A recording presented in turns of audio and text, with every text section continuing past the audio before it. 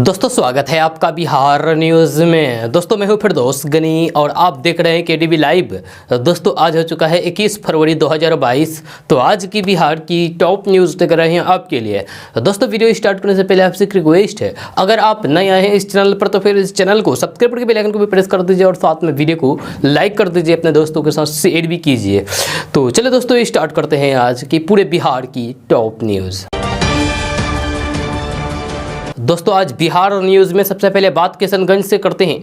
तो वैश्विक महामारी कोरोना संक्रमण के 3 लहर में किशनगंज जिला में 144 लोगों की मौत हुई है। स्वास्थ्य विभाग से मिली जानकारी के मुताबिक अब तक 108 मृत लोगों के परिजनों को 4.5 लाख रुपए सरकारी मुआवजा देने की प्रक्रिया लगभग पूरी कर ली गई है। वहीं अभी भी 52 मृतकों के परिजनों को मुआवजा नहीं मिल पाया है। इसमें से 8 ऐसे मृतक हैं जिनके पता की तलाश विभाग कर रही है। 8 मृतकों का नाम तो विभाग के पास है, लेकिन उसका कुछ भी अता पता नहीं चल पा रहा है कि उसके परिजनों से संपर्क करके सरकारी सहायता की जानकारी देकर के उसे लाभ दिया जा सके। आपदा प्रबंधन विभाग नोटिस जारी करके ऐसे मृतकों के परिजनों की खोजबीन कर रहे हैं। जहां किशनगंज जिला में तीनों लहर में मौत हुई लोगों में से 12 लोगों की मौत बाहर में हुआ है और 8 लोग अलग अलग जिले के थे। दोस्तों अब बात करते हैं कि पूर्वी चंपारण के लाल युवा क्रिकेटर शकीबुल गनी की डेब्यू मैच में 13 शतक जड़ करके विश्व रिकॉर्ड बनाने वाली बेमिसाल पारी ने बल्लेबाजी के सार्वकालिक दिग्गज सचिन तेंदुलकर को भी उनका मुरीद बना दिया है। सचिन तेंदुलकर ने ट्वीट करके शकीबुल को जोरदार प्रदर्शन के लिए बधाई दी है। जहां उन्होंने अपने ट्वीट में शकीबुल की शानदार पारी की तस्वीर भी शेयर की है, यह तस्वीर भी लगाई है। इधर बिहार के उद्योग मंत्री सैयद शाहनवाज हुसैन और बिहार में विपक्ष के नेता तेजस्वी यादव ने भी शकीबुल को बधाई दी है। सोशल मीडिया पर शकीबुल के लिए बधाई संदेशों की भरमार है। जब मोतिहारी में उनके घर पर बधाई देने वालों का तांता लगा हुआ है। जब मोतिहारी जिले में घर से लेकर के चौक चौराहों और खेल के मैदानों में हर जगह शकीबुल गनी के रिकॉर्ड की चर्चा हो रही है। युवा वर्ग सबसे अधिक रोमांचित है। जब सब उसके बारे में जानने के लिए बेहद उत्सुक दिखे। वहीं जिला क्रिकेट एसोसिएशन के प्रतिनिधि सुरेंद्र पांडे ने कहा है कि शकीबुल ऐसे ही रिकॉर्ड बनाते रहे, यही शुभकामनाएं हैं। वहीं फिल्मकार डॉक्टर राजेश आस्थाना ने कहा है कि वे दिन दूर नहीं जब शकीबुल गनी न केवल राष्ट्रीय बल्कि अंतर्राष्ट्रीय स्तर पर भारत का नाम रोशन करेंगे। दोस्तों बात करते हैं कि बिहार के पटना, पूर्णिया समेत बिहार के सभी 38 जिलों में मठों मंदिरों की जमीन का मालिक कौन है, इसको लेकर के सरकार एक बड़ा निर्णय लेने जा रही है। बहुत जल्द इसको लेकर के बड़ा फैसला लिया जाएगा। जहां सरकार के संबंधित विभाग इसकी तैयारी कर रहे हैं। खबर के अनुसार सभी 38 जिलों में मठों मंदिरों की जमीन राजस्व विभाग के रिकॉर्ड में महंत और पुजारी के बदले संबंधित इष्ट देव का नाम होगा। यानी कि जिस भी मंदिर में जिस भगवान की मूर्ति स्थापित होगी उसी भगवान के नाम वहां की जमीन लिखा जाएगा। साथ ही साथ इस जमीन की खरीद बिक्री करने वाले लोगों पर भी कानूनी कार्रवाई की जाएगी। आपको बता दूं कि सर्वोच्च न्यायालय ने पिछले साल एक आदेश में कहा था कि कानून के तहत ऐसे कोई भी प्रावधान नहीं है कि राजस्व रिकॉर्ड में मंदिरों की जमीन पुजारी या फिर प्रबंधन के नाम हो।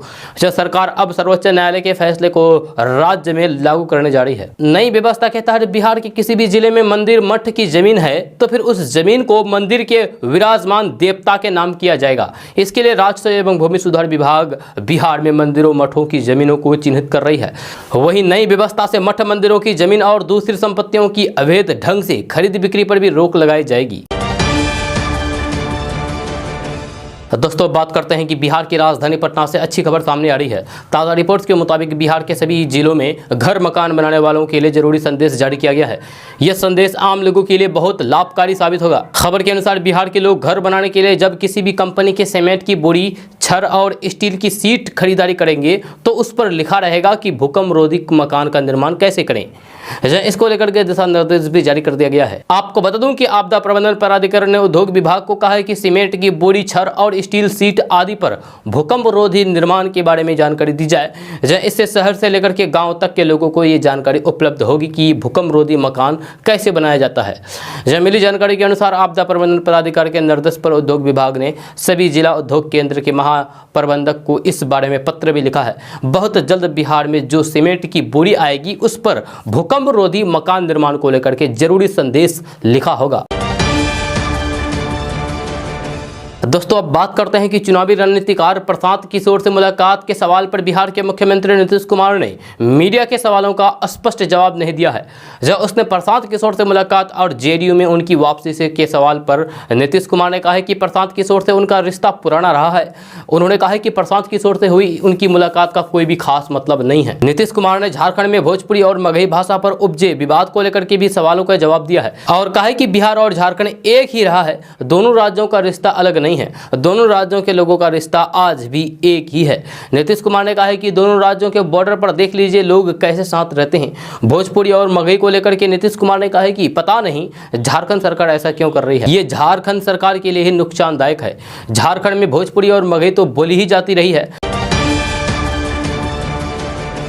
दोस्तों अब बात करते हैं कि बिहार के गया जिले में बीते दिनों ग्रामीण महिलाओं के संग जिस तरीके से पुलिस का व्यवहार किया गया है उस पर हो रही राजनीति अब थमती हुई नजर नहीं आ रही है। मामले को लेकर पप्पू यादव अब दोषी पुलिसकर्मियों के विरोध में उतर आए हैं। उन्होंने साफ कर दिया है कि अगर दोषियों पर कार्रवाई नहीं होगी तो इस मामले को लेकर के हाईकोर्ट जाएंगे, जरूरत पड़ी तो नदी में टेंट लगा करके धरना देंगे।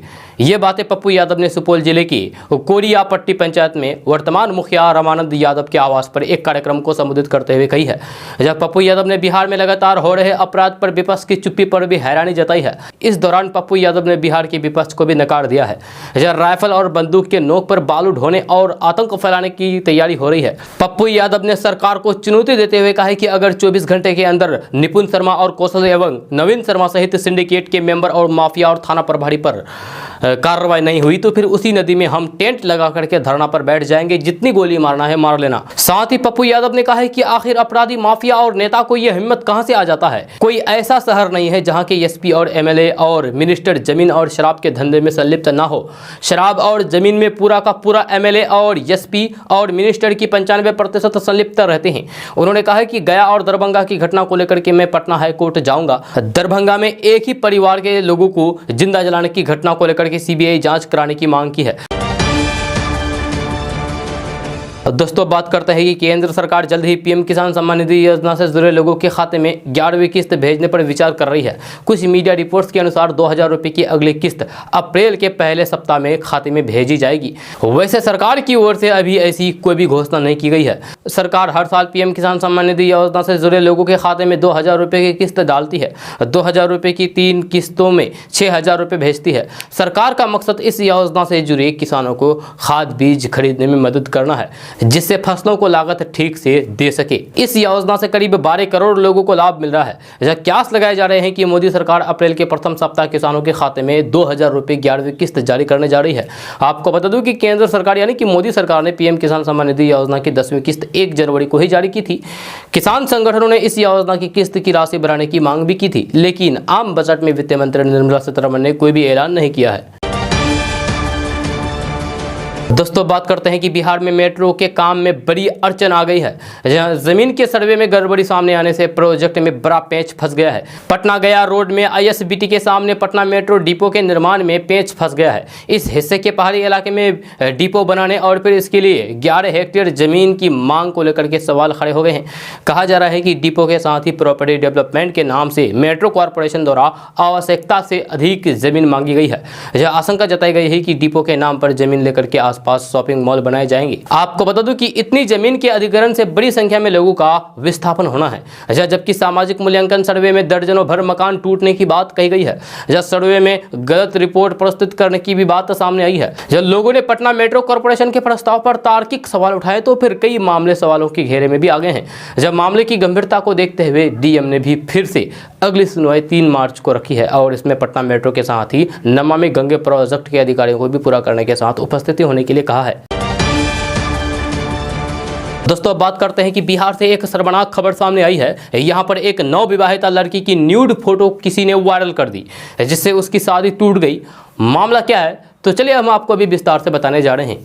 तो एक लड़की के घर बसते ही अपराधियों ने उसका घर तोड़ दिया। जी हाँ, यानी कि उजाड़ दिया। अपराधियों ने एक नवविवाहिता की अश्लील तस्वीर वायरल कर दी, जिससे उसकी शादी टूट गई। बताया जा रहा है कि लड़की की इससे पहले भी 2 बार शादी अश्लील तस्वीर वायरल होने की वजह से ही टूट चुकी है। इससे लड़की और उसके परिजनों का रो रो कर बुरा हाल है। यह मामला बिहार के जमुई जिला का बताया जा रहा है, जहां वहीं पुलिस ने मामले में आरोपी को गिरफ्तार कर लिया है। बताया जा रहा है कि पीड़िता की शादी नवादा जिले के रहने वाले लड़के से तय हुई थी। उसके बाद से लड़की की अश्लील फोटो और वीडियो सोशल मीडिया पर वायरल होने लगी थी। जब थाने में शिकायत के बाद जमुई पुलिस और साइबर सेल ने इस मामले की जांच शुरू की तो पता चला है कि आरोपी का नाम रोहित चौधरी है। उसे नवादा से गिरफ्तार किया गया है। बताया जा रहा है कि एक नवविवाहिता की कुछ फोटो को मार्क और एडिट करके सोशल मीडिया पर वायरल कर दिया। इस मामले में एक आरोपी को गिरफ्तार किया है। बताया जाता है कि आरोपी लड़की की शादी तोड़वाना चाहता था। इतना ही नहीं, पीड़िता के नाम का फर्जी फेसबुक आईडी बना करके लगातार तस्वीरें शेयर कर रहा था। जब फिलहाल आरोपी पुलिस के गिरफ्त में है। दोस्तों, बात करते हैं कि आप जहां भी जेसीबी या फिर क्रेन गाड़ी देखते हैं तो फिर हमेशा आपको उस गाड़ी का रंग यानी कि उसका कलर पीला ही नजर आता है। आखिर ऐसा क्यों है? तो चलिए हम आपको अभी बताने जा रहे हैं कि आखिर जेसीबी और क्रेन का रंग हमेशा पीला ही क्यों होता है। जब बात करते हैं कि जहां भी कंस्ट्रक्शन से जुड़ा काम होता है वहां क्रेन या फिर जेसीबी आदि मशीनों का इस्तेमाल होता है। ये सभी मशीनें पीले रंग की होती है। जब कभी आपने सोचा है कि आखिर ऐसा क्यों होता है और ये मशीनें पीले रंग की क्यों होती है? तो चलिए जानते हैं विस्तार से आखिर ऐसा होता क्यों है। तो जेसीबी कंपनी का नाम है। पहले तो आपको बता दूं कि जिस खुदाई करने वाली जिस मशीन को आप जेसीबी बोलते हैं वो एक कंपनी का नाम है। जहाँ उस मशीन का जेसीबी नाम नहीं है। जेसीबी एक कंपनी है जो लंबे टाइम से कंस्ट्रक्शन साइट पर इस्तेमाल होने वाली मशीनों का निर्माण कर रही है। जहाँ इसमें से एक मशीन है जिससे खुदाई की जाती है। इस मशीन का नाम होता है बैकहो लोडर। यानी कि जिस मशीन को आप जेसीबी समझते हैं कि ये जेसीबी है, ये आखिर में वास्तविक में जेसीबी नहीं है। इसका नाम जेसीबी नहीं है, इसका नाम है बैकहो लोडर। तो जेसीबी ने 1945 के बाद से लगातार नई नई मशीनें बनाई और कई इनोवेशन किए। जहाँ कंपनी ने जो पहला बैकहो लोडर यानी कि जेसीबी आप जो मशीन बोलते हैं उसको बनाया था वो 1953 में बनाया था, जो नीले और लाल रंग का था। इसके बाद इसे अपग्रेड करते हुए साल 1964 में एक बैकहो लोडर बनाया गया जो पीले रंग का था। इसके बाद से लगातार पीले रंग की ही मशीनें बनाई जा रही है और यहाँ तक कि अन्य कंपनियां भी कंस्ट्रक्शन साइट पर इस्तेमाल होने वाली मशीनों का रंग पीला ही रखती है। इतना समझने के बाद अब आपके दिमाग में आता होगा कि आखिर पीला रंग ही क्यों? तो जेसीबी या फिर क्रेन या फिर कंस्ट्रक्शन साइट पर इस्तेमाल होने वाले इन मशीनों के पीला होने का कारण विजिबिलिटी है। जहाँ इसके पीछे तर्क यह है कि इस रंग के कारण जेसीबी खुदाई वाली जगह पर आसानी से दिख जाती है, चाहे दिन हो या फिर रात। इससे दूर से पता चल जाता है कि वहाँ कोई कंस्ट्रक्शन का काम चल रहा है और अंधेरे में भी दिखने की वजह से दूर से इसका पता लगाया जा सकता है। इसका मतलब यह है कि इन मशीनों का पीला रंग सिर्फ सिक्योरिटी को देखते हुए किया गया और इसके बाद से इसे पीला ही कर दिया गया। आपने देखा होगा कि इसीलिए कंस्ट्रक्शन साइट पर काम करने वाले मजदूर भी पीले रंग का ही हेलमेट पहनते हैं। पीले रंग की मशीन बनाने की शुरुआत होने के बाद से कंपनी ने नीले रंग की जेसीबी बनाई थी। हालांकि ये सिर्फ कंपनी की 56वीं एनिवर्सरी को लेकर के बनाई गई थी, जो इको हैको लोडर था। दोस्तों, बात करते हैं कि भोजपुरी और मगही भाषा को लेकर के बिहार और झारखंड के बीच अभी विवाद खत्म नहीं हुआ है। इस बीच एक बार फिर से झारखंड सरकार की तरफ से ऐसी बात कह दी गई है जो बिहार के लोगों को चुभने वाला है। कभी अपनी पढ़ाई फिर से शुरू करने की चाहत रखने वाले झारखंड के शिक्षा मंत्री जगन्नाथ महतो का बिहार के लोगों को लेकर के बड़ी बात कह दी है। जब भोजपुरी और मगही विवाद पर बोलते हुए जगन्नाथ महतो ने 2 टूक कह दिया है कि वे बिहारियों का विरोध नहीं करते हैं। मंत्री का कहना है कि वे यहाँ के रहने वाले बिहारियों का विरोध नहीं करते हैं, वे यहाँ रहें कमाए खाएं, लेकिन हमारे अधिकारों पर अपना दावा नहीं करें। मंत्री ने यह बात मगही और भोजपुरी को क्षेत्रीय भाषा की सूची से हटाने पर हो रहे विरोध पर कही है।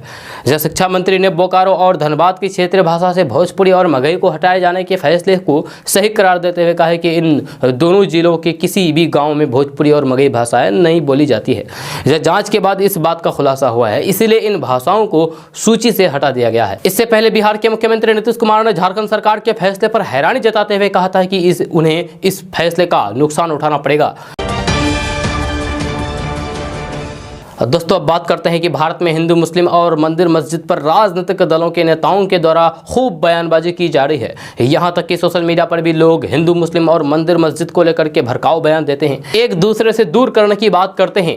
लेकिन इस देश में कुछ लोग ऐसे भी हैं जो कि एक दूसरे धर्म की परवाह करते और भाईचारे के साथ रहते हैं। लेकिन इस देश में कुछ लोग ऐसे भी हैं जो कि एक दूसरे धर्म की परवाह करते हैं और भाईचारे के साथ रहना पसंद करते हैं, जहाँ उनके अंदर हिंदू मुस्लिम को लेकर के कोई भी मतभेद नहीं होता है। इसी तरह का मामला पश्चिम बंगाल से सामने आया है। यहाँ पर एक हिंदू परिवार 50 साल से अधिक समय से एक मस्जिद की देखभाल करते हैं, देख रेख करते हैं। जब समाचार एजेंसी ANI के मुताबिक पश्चिम बंगाल के उत्तर 24 परगना में एक हिंदू परिवार 50 साल से अधिक समय से एक मस्जिद की देखभाल करते रहे हैं। मस्जिद के कार्यवाहक पार्थ सारथी बोस का कहना है कि 1964 में हम बांग्लादेश से यहाँ आए थे। हमें बांग्लादेश में अपनी जमीन के बदले ये संपत्ति मिली थी जहाँ पर मस्जिद थी। हमारे परिवार ने मस्जिदों को नहीं हटाने का फैसला किया, तो उस समय से ही हम इसका ख्याल रख रहे हैं और भविष्य में भी ध्यान रखेंगे।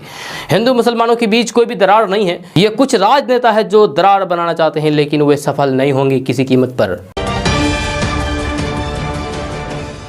दोस्तों बात करते हैं कि आमिर खान की सुपरहिट फिल्म दंगल फेम जायरा वसीम 3 साल पहले फिल्म इंडस्ट्री को अलविदा कह दिया था। जायरा वसीम ने इंडस्ट्री को छोड़ने की वजह उनका मजहब बताया था। अब हिजाब विवाद तेज होने के बाद जायरा वसीम ने भी इस विवाद पर अपनी राय रखी है। उन्होंने मुस्लिम महिलाओं का सपोर्ट करते हिजाब को लेकर के बड़ी बात कह दी है। जायरा वसीम ने कर्नाटक से शुरू हुए हिजाब विवाद को लेकर के एक पोस्ट शेयर की है। उन्होंने इंस्टाग्राम पर फेसबुक पोस्ट का स्क्रीनशॉट शेयर किया है। उन्होंने लिखा है कि ये धारणा चली आ रही है कि हिजाब एक पसंद है, गलत जानकारी है, सुविधा या फिर अज्ञानता की वजह से ऐसी धारणा बनी हुई है। इस्लाम में हिजाब पसंद नहीं बल्कि फर्ज है। इस तरह जब एक महिला हिजाब पहनती है तो फिर उस पर ईश्वर द्वारा किए गए फर्ज को पूरा कर रही है, जिसे वे प्यार करती है और खुद को उसे समर्पित कर दिया है। इसके आगे भी जायरा वसीम की पोस्ट में काफ़ी कुछ है। जब वे आगे लिखते हैं कि एक महिला के रूप में कृतज्ञता और विनम्रता के साथ हिजाब पहनती हूँ। मैं इस पूरी व्यवस्था के प्रति नाराजगी और फिर विरोध प्रकट करती हूँ कि जहाँ मुसलमानों को धार्मिक प्रतिबद्धता के लिए रोका जा रहा है और उत्पीड़न हो रहा है। मुस्लिम महिलाओं के खिलाफ पक्षपात को अपने मुताबिक बना लेना और एक ऐसी व्यवस्था स्थापित करना जहां उन्हें शिक्षा और हिजाब के बीच किसी एक को चुनना है या फिर उसे छोड़ना है, वह अन्याय से भरा है। दोस्तों बात करते हैं कि बिहार में ठंड का असर धीरे धीरे खत्म हो रहा है। रात को ठंड का एहसास बना हुआ है, लेकिन दिन में अच्छी धूप होने से अधिकतम तापमान में इजाफा होने लगा है। जब बिहार के वातावरण में पछुआ का प्रभाव जारी है, इसे अगले 3 दिनों तक जारी रहने की उम्मीद है। जब वही बिहार का मौसम अगले 5 दिनों तक शुष्क बना रहेगा। वर्तमान में बिहार का आकाश पूरी तरीके से साफ है और दिन में अच्छी खासी धूप निकल रही है। जब सुबह शाम थोड़ी ठंड पड़ रही है, यह स्थिति अगले कुछ दिनों तक बनी रह सकती है। जब मौसम वैज्ञानिकों का कहना है कि रात में लोगों को सावधान रहने की जरूरत है। अधिक देर तक खुले में रहना ठीक नहीं है। पटना मौसम विज्ञान केंद्र के वैज्ञानिक संजय कुमार का कहना है कि बिहार के वातावरण में पछुआ का प्रभाव होने के कारण वातावरण शुष्क बना हुआ है। इस तरह की स्थिति आगे भी जारी रहने की उम्मीद है। लाभकारी रबी फसलों के लिए वर्तमान मौसम काफी अच्छा माना जा रहा है। वातावरण में नमी बनी हुई है और अच्छी धूप निकल रही है। वर्तमान में अच्छी धूप निकलने से गेहूं, चना, मसूर, सरसों एवं सब्जी की फसलों को काफी लाभ होगा। जब फफूंद जनित बीमारियों पर लगाम लगेगी, वातावरण में गर्मी बढ़ने से आम और लीची के पौधे में अच्छे खासे मंजर आएंगे। दोस्तों बात करते हैं कि बिहार में रहने वाले लोगों के लिए अच्छी खबर सामने आ रही है। ताजा रिपोर्ट्स के मुताबिक बिहार में कोरोना का संक्रमण धीरे धीरे समाप्त होता जा रहा है, जिससे लोगों को काफी राहत महसूस हो रही है तथा जनजीवन भी सामान्य होता जा रहा है। खबर के अनुसार बिहार के मुजफ्फरपुर, नालंदा, मुंगेर, बक्सर सहित 18 जिले कोरोना मुक्त हो गए हैं। इन जिलों में रहने वाले लोगों के लिए एक अच्छा संकेत है। आपको बता दूं कि बिहार के मुजफ्फरपुर, नालंदा, मुंगेर, बक्सर, अररिया, अरवल, औरंगाबाद, बेगूसराय, भोजपुर, गोपालगंज, जहानाबाद, कैमूर, बक्सर, किशनगंज, मधेपुरा, शेखपुरा, सीतामढ़ी जिले में कोरोना के एक भी नए मरीज नहीं मिले हैं। वहीं बिहार के अन्य जिलों में कोरोना के 74 नए संक्रमित मरीज मिले हैं। इसमें पटना और सहरसा में 14 नए मरीज मिले हैं। अगर बात बिहार में एक्टिव मरीजों की करें तो फिर फिलहाल यहाँ 151 सक्रिय एक्टिव मरीज हैं जिसका इलाज किया जा रहा है।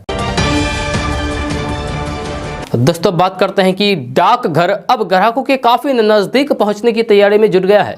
जहां 3 किलोमीटर तक डाकघर नहीं है, वहां अब फ्रेंचाइजी सेंटर खुलेगा, जहां कोई भी व्यक्ति फ्रेंचाइजी सेंटर ले सकता है। इसको लेकर के डाक अधीक्षक कार्यालय में आवेदन जमा करना होगा। इसके बाद इंस्पेक्टर से मापदंडों की जांच कराने के बाद ही उसे फ्रेंचाइजी चलाने के लिए अधिकार डाक विभाग देगा। इस माह में डाक विभाग को 5 जगहों पर फ्रेंचाइजी खोला जाएगा। इसके लिए लोगों के द्वारा आवेदन शुरू किया गया है। डाक अधीक्षक आरपी प्रसाद ने बताया है कि वैसे जगहों पर यह सेंटर खुलेगा जिसके आसपास डाकघर नहीं है। ग्राहकों को डाक सुविधा देने की उद्देश्य से ये योजना लाई गई है। फ्रेंचाइजी लेने वाले को 5,000 रुपए डाक विभाग में सिक्योरिटी के तौर पर जमा करना होगा। इसके बाद उसे stamp, speed post, money order, insurance आदि बेचने का अधिकार मिल जाएगा। जब विभाग इसको लेकर के उन्हें कमीशन देगा। अधीक्षक ने कहा है कि प्रत्येक दिन जो बिजनेस होगा वह नजदीकी डाकघर में जमा करना होगा। उसके बाद उसका डाक विभिन्न जगहों पर जाएगा। अधीक्षक ने बताया है कि फ्रेंचाइजी सेंटर को खुद कंप्यूटर खरीदना होगा। इसमें विभाग का सॉफ्टवेयर को डाउनलोड कर दिया जाएगा। जब विभाग के द्वारा फ्रेंचाइजी सेंटरों को बोर्ड, मोहर, कागजात आदि उपलब्ध कराए जाएंगे। उन्होंने बताया है कि यहां योजना अभी लगातार जारी है। दोस्तों बात करते हैं कि चारा घोटाले में सजा याफ्ता लालू प्रसाद यादव सीबीआई के बाद अब ईडी के रडार पर आ गए हैं। जहां चारा घोटाले के 2 मामलों को टेक ओवर करते हुए ईडी ने मनी लॉन्ड्रिंग का केस दर्ज कर लिया है। ये 2 मामला झारखंड के देवघर कोषागार से 3 करोड़ 76 लाख रुपए और दुमका कोषागार से 74 करोड़ 91 लाख रुपए की अवैध निकासी की है। इन दोनों मामलों में लालू प्रसाद सहित कई अन्य आरोपियों को सीबीआई की स्पेशल कोर्ट सजा सुना चुकी है। आरजेडी सुप्रीमो लालू प्रसाद यादव को चारा घोटाले के 4 मामलों में सजा सुनाई जा चुकी है, जबकि 5वें मामले में उन्हें अदालत ने दोषी करार कर दिया है और आगामी 21 फरवरी को सजा सुनाई जानी है।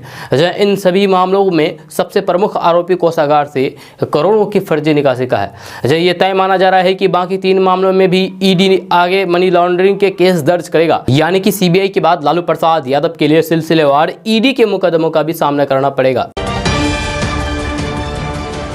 दोस्तों बात करते हैं कि बिहार का नवादा जिला साइबर अपराध मामले में देश का दूसरा जामतारा बनता जा रहा है। जहां लाखों करोड़ों की ठगी के मामले में लगातार दूसरे राज्यों की पुलिस नवादा में दस्तक दे रही है। जब पिछले 2 दिनों में राजस्थान के अलावा तेलंगाना की पुलिस लाखों की ठगी मामले में नवादा पहुंच चुकी है और 3 साइबर अपराधियों को गिरफ्तार करके जेल भेज चुका है। जहां इससे पहले भी कई राज्यों की पुलिस का नवादा आना जाना लगा रहता है। जब पिछले 2 वर्षों में तकरीबन 30 बार दूसरे राज्यों की पुलिस नवादा आ चुकी है और 100 के करीब साइबर अपराधियों को गिरफ्तार करके ट्रांजिट रिमांड पर ले जा चुकी है। इनमें महाराष्ट्र, दिल्ली, उत्तराखंड, झारखंड, छत्तीसगढ़, हिमाचल प्रदेश, यूपी, केरल, पंजाब और हरियाणा समेत अन्य राज्यों की पुलिस शामिल है। आपको बता दूं कि नवादा में साइबर अपराधी लोगों को झूठा प्रलोभन देकर के अलग अलग बैंक अकाउंट में रुपए ट्रांसफर करके ठगी करने से जुड़े थे। पिछले 2 सालों में साइबर अपराध से जुड़े नवादा जिले में करीब 40 बड़ी घटनाएं सुर्खियों में रही है। यूं तो नवादा जिले में साइबर अपराध का सिलसिला पिछले कई सालों से चलता आ रहा है, परंतु पिछले 3-4 सालों में इसने संगठित अपराध का रूप ले लिया है। नवादा में बढ़ते साइबर अपराध और दूसरे राज्यों की पुलिस की बढ़ती दबिश को लेकर के सरकार के अलावा हाईकोर्ट द्वारा भी पिछले कुछ महीनों में लगातार नवादा पुलिस को हिदायत दी गई है। इसे लेकर के नवादा जिले में चलाए जा रहे साइबर अपराध के विरुद्ध अभियान में 2 बड़ी स्ट्राइक पिछले 2 माह में की गई है, जिसमें 50 अपराधियों को रंगे हाथ गिरफ्तार किया जा चुका है। 23 दिसंबर 2021 को वारिसलीगंज थाना क्षेत्र के चकवाय गांव में की गई छापेमारी में 17 लोग गिरफ्तार किए गए हैं। दोस्तों बात करते हैं कि बिहार में क्रिकेट की स्थिति और क्रिकेट एसोसिएशन पर पूर्व भारतीय विकेट कीपर सबा करीम ने कई सवाल खड़े किए हैं। इस दौरान उन्होंने कहा है कि बिहार में खिलाड़ियों की हालात काफ़ी ज़्यादा खराब है। इस दौरान उन्होंने कहा है कि बिहार क्रिकेट एसोसिएशन को बीसीसीआई द्वारा फंड दिया जाता है, लेकिन इसके बाद भी राज्य में क्रिकेट को लेकर के कोई भी विकास नहीं हुआ है, जबकि कई राज्य इसमें आगे निकल गए हैं। आगे बोलते हुए उन्होंने कहा है कि सरकार और एसोसिएशन खेल के प्रति जागरूक नहीं है, इस वजह से बिहार क्रिकेट में पीछे हो रहा है। बिहार क्रिकेट एसोसिएशन पर सवाल खड़े करते हुए उन्होंने कहा है कि बीसीसीआई इतना ही फंड और राज्यों को ही देता है, लेकिन वहां कई क्रिकेट ग्राउंड है और खिलाड़ी अभ्यास करते हैं, लेकिन यहां एक भी मैदान नहीं है, खास करके पटना में। जब पटना में क्रिकेट ग्राउंड को लेकर के बात करते हुए उन्होंने कहा है कि राजधानी पटना में सिर्फ एक ही मैदान है जो प्राइवेट है। यहाँ पर जो लोग एसोसिएशन में हैं उनसे बात करना और समझाना बहुत ही मुश्किल काम है। यहाँ लोग अहम की लड़ाई लड़ रहे हैं, जिस वजह से खिलाड़ियों को नुकसान हो हो रहा है। जब पहले भी बिहार से कई खिलाड़ी क्रिकेट में अच्छा कर चुके हैं, आने वाले समय में भी बिहार पर सबकी नज़र है। लेकिन बिहार में क्रिकेट के विकास के लिए सबसे ज़रूरी एक मैदान है जहां खिलाड़ी आ सके और अभ्यास कर सके। लेकिन बिहार में ऐसा कोई भी मैदान नहीं है खेलने के लिए, अभ्यास करने के लिए। दोस्तों बात करते हैं कि बिहार विधानसभा भवन में स्तंभ स्थापित किए जाने को लेकर के बड़ा विवाद पैदा हो गया है। इस स्तंभ पर स्वास्तिक चिन्ह का इस्तेमाल किए जाने को लेकर के आरजेडी और कांग्रेस ने सवाल खड़ा कर दिया है। आपको बता दूं कि 2 दिन पहले ही लोकसभा अध्यक्ष ओम बिरला ने इसकी प्रतिकृति का लोकार्पण किया था। जन निर्माण के बाद प्रधानमंत्री नरेंद्र मोदी से उद्घाटन कराने की तैयारी है। इस बीच विधानसभा में नेता प्रतिपक्ष तेजस्वी यादव ने स्वास्तिक चिन्ह पर सवाल खड़ा करते हुए कहा कि बिहार में से अशोक स्तंभ को प्रतीक के रूप में हटाए जाने की साजिश हो रही है। यह स्वतंत्रता के बाद देश का यह पहला ऐसा स्तंभ होगा जिसमें अशोक चक्र नहीं होगा। नेता प्रतिपक्ष तेजस्वी यादव ने आरोप लगाया है कि बिहार सरकार देश की धर्मनिरपेक्षता छवि को ध्वस्त करते हुए अशोक चक्र की जगह स्वास्तिक चिन्ह का इस्तेमाल कर रही है। आरजेडी नेता तेजस्वी यादव ने इसे जर्मनी के नजरियों का चिन्ह बताया है। आपको बता दूं कि कनाडा में भी स्वास्तिक के निशान पर प्रतिबंध लगाए जाने को लेकर के पहले से ही राजनीतिक गर्म है। अब बिहार में सम्राट अशोक के बाद बिहार विधानसभा भवन के 100 वर्ष पूरे होने की याद में बनाए जा रहे शताब्दी स्तंभ को लेकर के भी राजनीति होने लगी है। तेजस्वी यादव के आरोपों को खारिज करते हुए विधानसभा अध्यक्ष विजय कुमार सिन्हा ने कहा है कि धर्मनिरपेक्षता का मतलब अपने धर्म को भूल जाना नहीं होता है। नेता प्रतिपक्ष के रूप में तेजस्वी जिस लेटर पैड का इस्तेमाल करते हैं उस पर भी स्वास्तिक चिन्ह है। ये हमारी धर्म संस्कृति का प्रतीक है। सम्राट अशोक और उनसे जुड़े प्रतीक चिन्ह पर बिहार में राजनीतिक माहौल पिछले कई हफ्तों से गर्म है। दोस्तों बात करते हैं कि बिहार की राजधानी पटना से बड़ी खबर सामने आ रही है। ताजा रिपोर्ट्स के मुताबिक पटना, भोजपुर, कैमूर, बक्सर, मुजफ्फरपुर, गया, भागलपुर, सारण, सिवान, गोपालगंज, दरभंगा, औरंगाबाद, वैशाली, रोहतास, पूर्वी चंपारण, मधुबनी, समस्तीपुर और नवादा में भी जमीन सर्वे का काम शुरू किया गया है। खबर के अनुसार अभी इन जिलों के 100 अंचलों में जमीन सर्वे के लिए कैंप लगाया जा रहा है। इस जमीन सर्वे में उन लोगों में हरकत मच गया है जो दूसरों की जमीन को अपना बता करके कब्जा जमाए हुए बैठे हैं। सरकार इस सर्वे के दौरान जमीन पर अवैध कब्जा को हटाएगी। आपको बता दो कि इस जमीन सर्वे के दौरान सरकारी जमीन को भी कब्जा मुक्त करेगी। इसके लिए सरकार ने सर्वे अधिकारियों को यह निर्देश दिया है कि वे सर्वे के दौरान सरकारी जमीन को चिन्हित करें ताकि ये पता लगाया जा सके कि बिहार में कितनी सरकारी जमीन है। सरकार गांव-गांव में मौजूद सरकारी जमीन को चिन्हित करेगी तथा इसका इस्तेमाल सरकारी योजनाओं के लिए किया जाएगा। आपको बता दूं कि जिन 18 जिलों में सर्वे शुरू किया जा रहा है उनमें 100 अंचलों में प्रथम चरण में सर्वे होगा। इनमें 50 अंचल उत्तर बिहार के हैं जबकि 50 अंचल दक्षिण बिहार के हैं। दोस्तों बात करते हैं कि बिहार सरकार जेलों में बंद कैदियों से मुलाकात की व्यवस्था को सुगम, मानवीय और अधिक सुविधाजनक बनाने जा रही है। कारा विभाग की मांग पर भवन निर्माण विभाग तैयारी में जुट गया है। जब तैयारी पूरी हुई तो फिर मुलाकात के दौरान कैदी और उनसे मिलने आए लोग एक दूसरे का चेहरा देख सकते हैं, जहाँ आवाज भी साफ साफ सुन सकेंगे। आपको बता दूं कि कोरोना संक्रमण बढ़ने के बाद जेलों में कैदियों से मुलाकात की व्यवस्था बंद कर दी गई थी, लेकिन अब इसको खोल दिया जा रहा है। जब कारा विभाग ने सुधार की शुरुआत पिछले साल के दिसंबर में की। दोस्तों बात करते हैं कि बिहार के जमुई संसदीय क्षेत्र के सांसद और लोक जनशक्ति पार्टी के नेता चिराग पासवान के लिए शुक्रवार का दिन बेहद महत्वपूर्ण रहा, क्योंकि इस दिन उनकी दोनों मां रीना पासवान और बड़ी मां राजकुमारी देवी के बीच 44 साल बाद मुलाकात हुई है। इतना ही नहीं, दोनों ने एक दूसरे को गले भी लगाया। ये इमोशनल मूवमेंट को देखकर चिराग ही नहीं बल्कि वहां पर मौजूद परिवार के अन्य लोगों की आंखों में भी आंसू आ गए। दरअसल सांसद चिराग पासवान शुक्रवार शाम अपनी मां रीना पासवान एवं परिवार के अन्य सदस्यों के साथ अपनी बड़ी मां से मिलने खगड़िया जिले का शहर बन्नी गांव पहुंच गए थे। इस दौरान कई सालों बाद परिवार को एक देखकर गांव के लोगों की भीड़ जमा हो गई। लंबे समय बाद इस स्नेहपूर्ण मुलाकात को जिसने भी देखा वह भाव विभोर हो गया। इस भावुक पल को देखने वाले लोगों ने कहा है कि जो काम लोक जनशक्ति पार्टी के संस्थापक रामविलास पासवान नहीं कर पाए वह उनके बेटे चिराग पासवान ने कर दिखाया है, क्योंकि सालों बाद रामविलास पासवान की पहली पत्नी राजकुमारी देवी और दूसरी पत्नी रीना पासवान मिली है। इतना ही नहीं, रामविलास पासवान की मौत के वक्त भी दोनों एक साथ नहीं दिखाई दिए थे। लोगों ने बताया है कि ऐसा पहली बार हुआ जब चिराग पासवान ने अपनी दोनों माओं से एक साथ आशीर्वाद लिया। दोनों माताओं ने चिराग पासवान को जी भर के आशीर्वाद भी दिया और खूब दुलार किया। दिवंगत रामविलास पासवान की दोनों पत्नियां एक साथ मिली और दोनों ने एक दूसरे को गले लगाया। जब दोनों के मिलने की ये घड़ी बहुत ही अद्भुत थी। दोस्तों अब बात करते हैं कि बिहार में होने वाले एमएलसी चुनाव को लेकर के वीआईपी यानी कि विकासशील इंसान पार्टी और राष्ट्रीय अध्यक्ष मुकेश सहनी ने बड़ा ऐलान करते हुए कहा है कि सभी सीटों पर वीआईपी अपना उम्मीदवार उतारेगी। यही नहीं, मुकेश सहनी ने यह भी कहा है कि जेडीयू के खिलाफ भी वे उम्मीदवार चुनाव में उतारेंगे। बिहार सरकार में मंत्री और विकासशील इंसान पार्टी यानी कि वीआईपी के मुखिया मुकेश सहनी फिलहाल उत्तर प्रदेश विधानसभा चुनाव में लगे हुए हैं, जहाँ उनका पूरा ध्यान अभी यूपी चुनाव पर है। आगरा में चुनाव प्रचार करने के बाद मुकेश सहनी दिल्ली गए, जहाँ सहयोग वंश बिहार के मुख्यमंत्री नीतीश कुमार से उनकी मुलाकात हो गई। आपको बता दूं कि बिहार के मुख्यमंत्री नीतीश कुमार दिल्ली दौरे पर हैं और बिहार सदन में रुके हुए हैं। दिल्ली के बिहार सदन में जाकर के मंत्री मुकेश सहनी ने उनसे मुलाकात की है। मुख्यमंत्री नीतीश कुमार से मिलने के बाद जब उनसे मीडिया ने मिलने का कारण जानने की कोशिश की, तब मुकेश सहनी ने बताया है कि वे विभाग और सरकार से संबंधित मामलों पर चर्चा करने के लिए मिले थे। जब मीडिया ने पूछा कि आपकी पार्टी विधान परिषद का चुनाव कितने सीटों पर लड़ेगी, तो इस सवाल का जवाब देते हुए मुकेश सहनी ने कहा कि वे सभी सीटों पर उम्मीदवार उतारेगी। दोस्तों बात करते हैं कि राजधानी पटना में साइबर अपराधियों का गिरोह सक्रिय है। साइबर अपराधी नए नए तरीके अपना रहे हैं। इस बार अपराधियों ने एक हलवाई को निशाना बनाया है। साइबर बदमाशों ने राजीव नगर थाने के मजिस्ट्रेट कॉलोनी निवासी और पेशे से हलवाई गणेश यादव के खाते से 75,000 की निकासी कर ली है।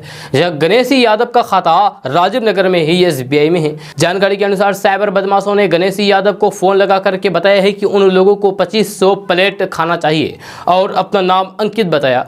इसके साथ ही ये भी जानकारी दी कि उन्हें खाना दानापुर कैंटीन में बनाना होगा और उसने इसके लिए 1 लाख रुपए एडवांस के रूप में गूगल पे करने की बात बताई।